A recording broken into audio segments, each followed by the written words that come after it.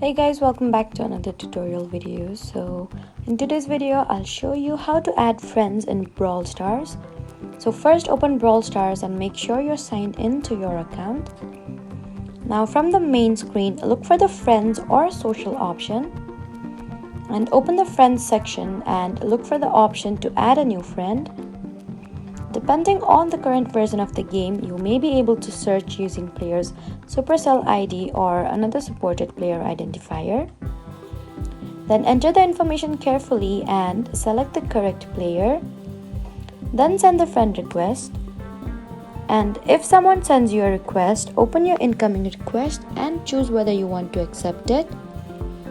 You can also play with friends by inviting them to your team before starting a match.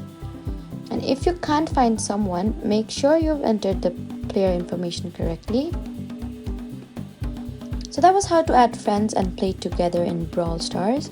Please do not forget to like, comment and subscribe for more helpful tutorials. Thank you for watching.